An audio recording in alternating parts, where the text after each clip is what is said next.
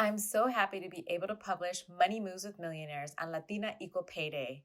I hope you enjoy our conversation with Latina business owner Marta Grace.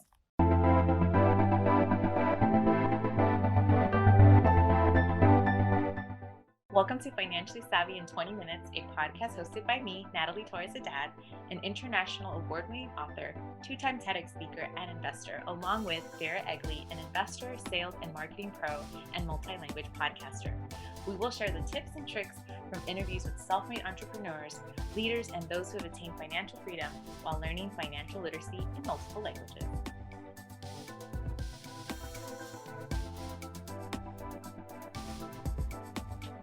Hello. Welcome to Making Money Moves with Millionaires. It's not financially savvy in 20 minutes, but I do have my brilliant co-host with me, Vera Egley. Hello.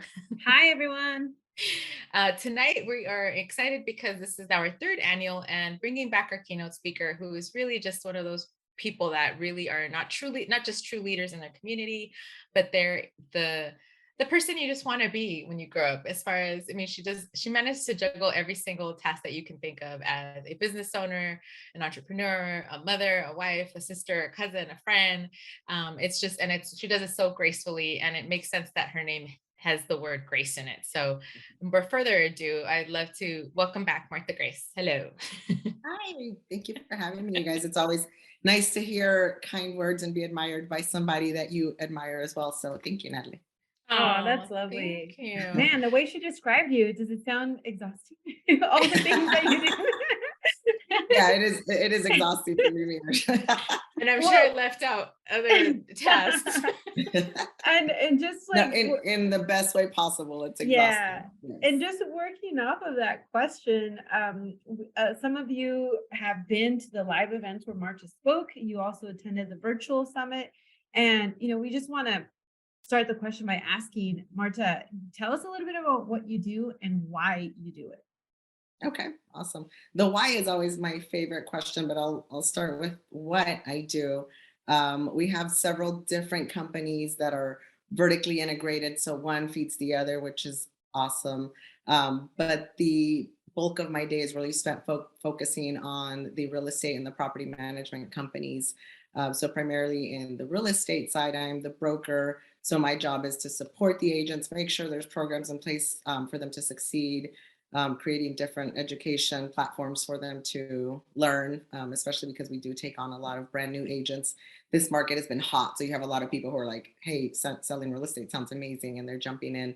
So we had to make certain we had things in place to take on and educate new agents. So, and recruiting is really a big part of that as well, which to me, that was the most challenging. It was, you're calling people, you're cold calling, which I had never cold called for our other businesses. So I'm cold calling agents saying, hi, I'm the broker, and I'd love for you to switch over to United. So kind of luring them from whatever company they're currently with. So it's the most challenging part of my day, but you could get 50 people who are like, no, I love my broker, I'm good where I'm at. And then you get that one yes, and you're like, oh, that was all worth it. So recruiting and retention for the brokerage. And then the property management side is completely different. That's just more a lot of managing staff, not necessarily the day-to-day activities with property management anymore, thank goodness.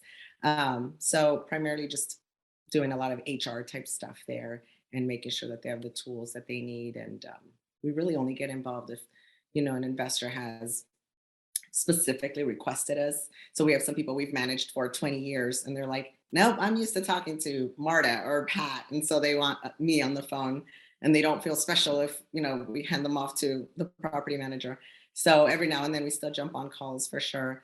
But yeah, it's definitely something, because we've been growing this for 20 years and creating systems and processes and protocols in place, that now it's so smooth. And so although there is a lot of stress and work, it's just it's different because it's very manageable, but it's more of managing others versus like doing the work yourself.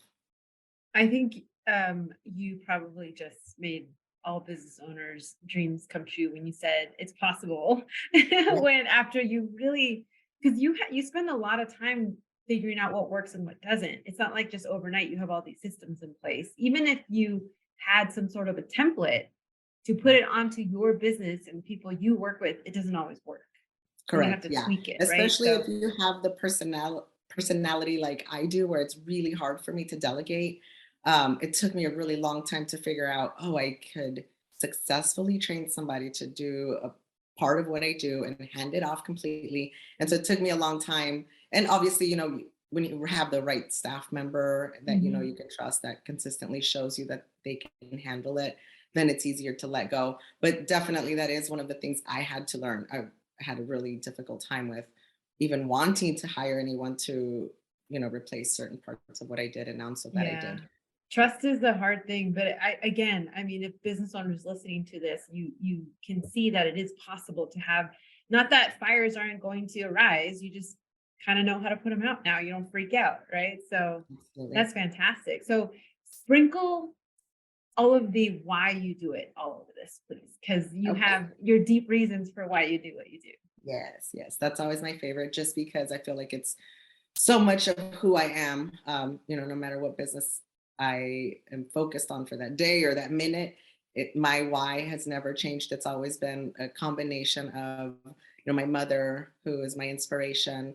She was a housekeeper. She came as an immigrant from El Salvador because of the awful civil wars and all the unrest there. So they fled to California. And so our entire family, my mother, her sisters, her parents, so all of our grandparents and aunts and uncles, we watched them work extremely hard growing up to basically start over. They came with very little, and just to watch them succeed, not just make it, but thrive and succeed and have businesses. And Natalie's mother is one of my inspirations as well. She was in HR department, but like just wore it with so much pride. And everybody there, I did a winter internship while I was in college with her, and everybody there had so much respect for her that I just thought, oh my gosh, like this is possible. So right, so once you know in your head, it doesn't matter where you come from, it's about how hard you work and where you end up. So for me, 100% my family, my mother was my inspiration, because I saw them work so hard that I knew it was possible. And then my kids, obviously, once we started having children, I was working as a nurse initially when we started having babies. And my husband was already doing real estate. And so he was home with them a lot.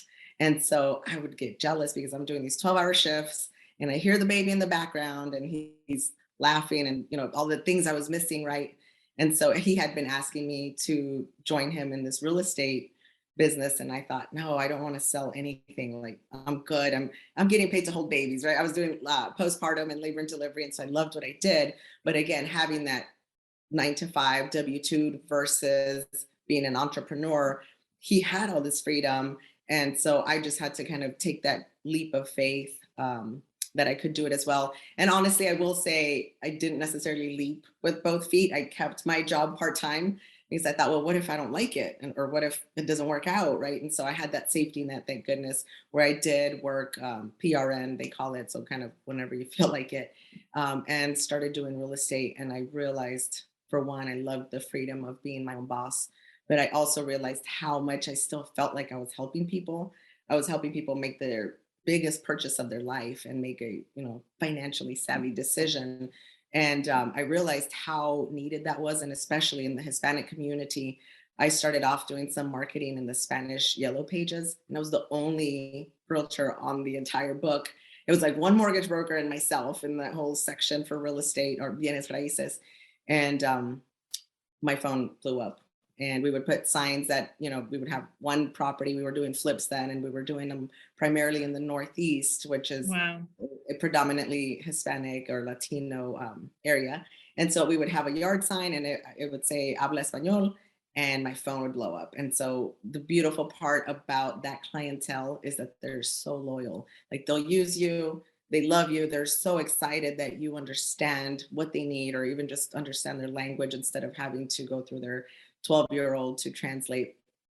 So they like would literally cry at closings. And so I cry, they're so happy, everybody's happy. So you get those warm and fuzzies that I never expected from a sales job, right? And so just fell in love with it. And so of course they recommend their mother and their aunt and their cousins. And so it just turned into this thing where it grew very quickly. So I was very blessed to have started with that community. That was definitely why we were able to do so well so quickly. And even in our rentals, before the real estate, we were doing rentals while I was working as a nurse. We would put a yard sign again that said that I spoke Spanish, and we would rent it that day. So even then, it was like the backbone of our success has been so much the community.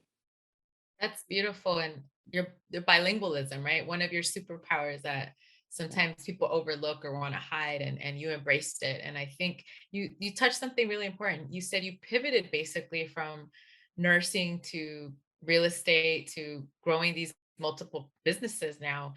What advice would you give someone? Because right now we're seeing that happening a lot with the current economy. Either people are being let go or starting new careers or thinking of starting a career. Any advice on kind of things that helped you navigate in order to succeed? For sure. I would say just the fearlessness of going for it. And even if you do keep your job part time, that's a question I get a lot from brand new agents. They're like, can I, they're like, honestly, tell me, can I succeed while I'm working part time? Like, can I do this part time? And I tell them, yes, as long as you're willing to work those long hours where you're at work all day and then you're doing showings, evenings, and weekends. That was my life for a long time, or for several years. Even dragging the kids along for showings and open houses and stuff like that. So as long as you're willing to put in the work, there's no reason why people can't make that leap, make a change while kind of keeping their other job as well. So it does take some grit and some long hours, but it's possible. So it's really just about going for it. I was just Deep thinking as that grit. sounds. I was just thinking grit. And the obvious question that came up is, do you notice a difference between then and now in terms of the individual having the grit to balance a lot of things in order to pursue their dreams? You mean other individuals or myself? Other individuals, because I'm sure you talk to a lot of agents that eventually want to branch out on their own or do something, but they're kind of afraid, or they want to sell real estate or get into property management, but they're like, I don't want to leave my 9 to 5. Mhm. Does that, and I never use those terms like millennials, Gen Zers, because I just think there is a difference in the Yes, very generations. much I do so. see Yeah. that, but I Yeah. don't like to label. But do you see a big difference between, like, let's say agents you brought on in the past to agents now? And is there more Yes. hand holding to be had now versus then?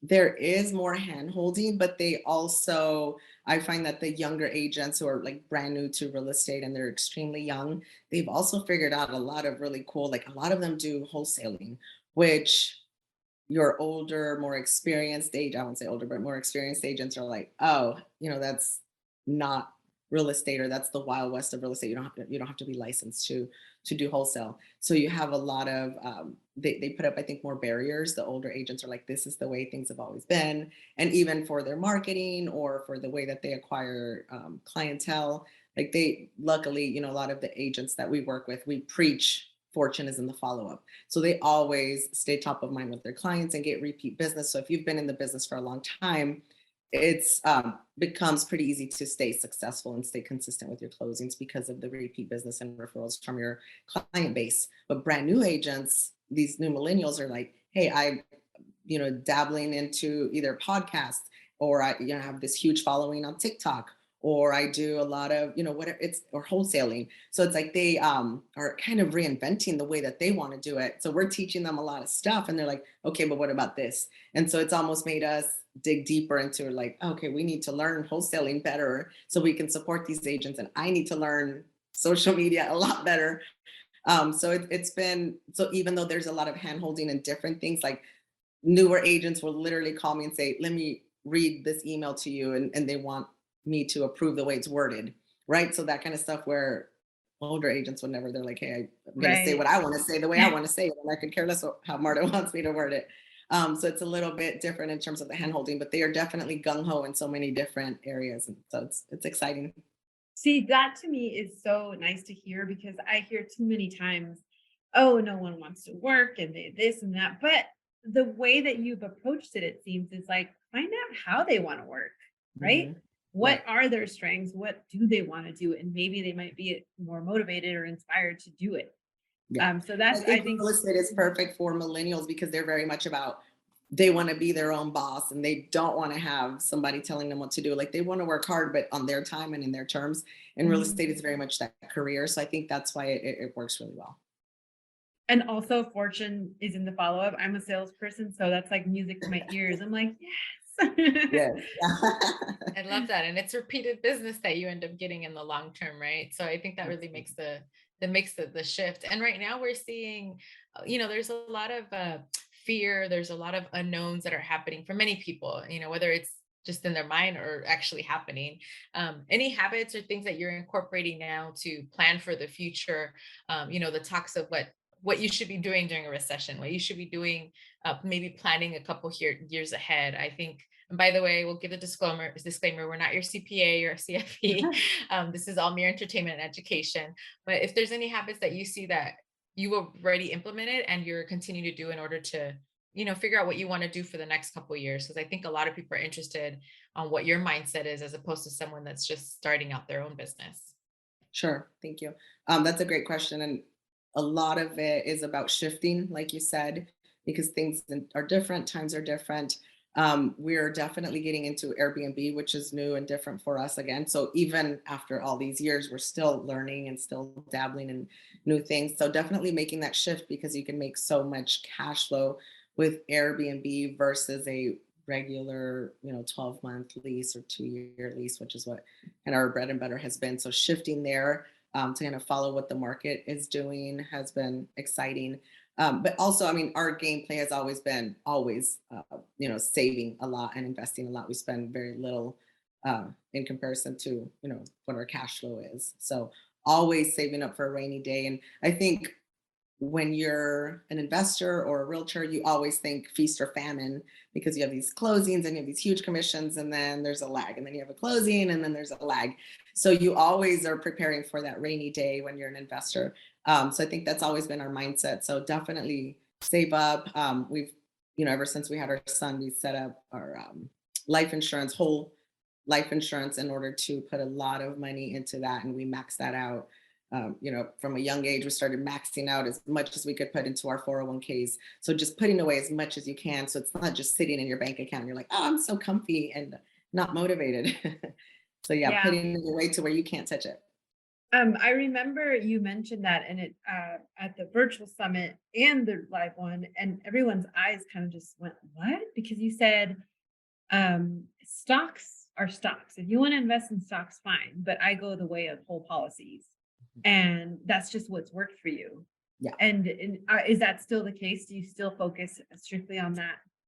Yeah. Well, I mean, we do some stocks. I won't say we don't do any. And I think my husband enjoys that more because it feels like gambling. I think it's exciting. Like I don't love it as a strategy, but it's definitely exciting to see, oh gosh, it's up to blah, blah, blah. And you get so excited and then it's down and you're like, wah. So what I don't like about it is that it's so, we can't control it. Right. So it's like, I love Tesla. We drive Teslas and their stocks are really low right now. And so I'm like, okay, cool. Let's buy some more. Like I don't let it really, definitely for me, stocks has to be like extra money, almost like fun gambling money, where it's not anything that we need to survive. But so that's why I'm not a fan of it because it doesn't matter. You can have a company that's perfect and amazing and something happens and their stock goes down. So I've never been a huge fan of stocks, although obviously a lot of people listening would disagree with me because there are people who do really well day trading and things like that. I just have never really had the time. We've gone to seminars on it, but never really had the time to master that. And the fact that I can't control that company that I'm investing in, I don't like. I agree. I think that's really interesting. And yes, you're right. People will be like, you're crazy. How could you not love stocks? And the volatility of it all, I find there's just my opinion again, just entertainment purposes.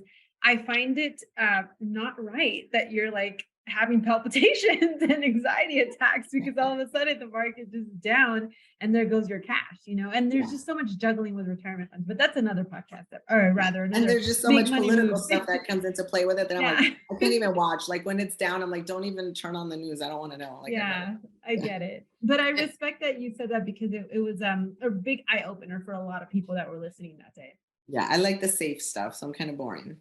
Oh, boring is good. If it makes you more money, we're all about that too, right? Being a little more conservative in the side, and kind of picking back on what you're talking about, what you're choosing, what your expertise is in, right? It's like you're not dabbling as much in stocks because that's not your forte, you could say. For those of them that are wanting to get into real estate, maybe they've never bought a rental property. This is their next investment. What is it that you like to tell new investors? Because I'm sure you've learned so many the pros and cons of investing on your own as well as for your clients. What are your top advice that you would give? Thank you, and please make sure to subscribe and leave your comments and reviews. To learn more about the podcast, check out the website and Instagram, Financially Savvy in 20 Minutes, and watch interviews on YouTube and IGTV. To become a sponsor or hire us for your next workshop or speaking engagement, please visit financiallysavvyin20minutes.com. All it takes is 20 minutes daily to become financially savvy. Music by Nikki and produced by Robert DeLude.